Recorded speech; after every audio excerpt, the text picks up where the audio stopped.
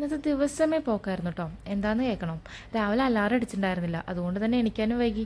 അങ്ങനെ ഓടിക്കയറി അടുക്കളയിൽ കയറി ചായ ഉണ്ടാക്കാൻ വേണ്ടി നോക്കിയപ്പോൾ പാലങ്ങോട്ട് പിരിഞ്ഞു പോയി. എന്നാൽ പിന്നെ അപ്പം ഉണ്ടാക്കി കഴിക്കാൻ കൊടുക്കാമല്ലോ എന്ന് വിചാരിച്ചപ്പോൾ വെറും രണ്ടപ്പത്തിനുള്ള മാവേ ഉണ്ടായിരുന്നുള്ളൂ. ഇനി എന്ത് ചെയ്യും? വേഗം ലഞ്ച് ബോക്സിലേക്ക് വേണ്ടിയിട്ടുള്ള 1 പോട്ട് റൈസ് ഉണ്ടാക്കാമെന്ന് വിചാരിച്ച് കുക്കറൊക്കെ എടുത്ത് എല്ലാം അരിഞ്ഞു കൂട്ടി വെറുതെ വിസിലിടാൻ നേരത്തൊന്ന് ഉപ്പ് നോക്കിയതാ.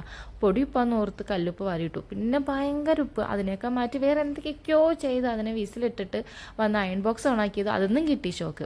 അങ്ങനെ ഡ്രസ്സൊക്കെ അയൺ ചെയ്ത് അച്ചുക്കുട്ടനുള്ള ബാക്കിയുള്ള കാര്യങ്ങളൊക്കെ ചെയ്ത് കൊടുത്തപ്പോൾ ഡ്രസ്സൊക്കെ മാറി വന്ന് എന്നാൽ പിന്നെ ലഞ്ച് ബാഗൊക്കെ പാക്ക് ചെയ്യാമെന്ന് പറഞ്ഞിട്ട് നോക്കിയപ്പോൾ ഇത്ര നേരം വിസിൽ വന്നിട്ടില്ല.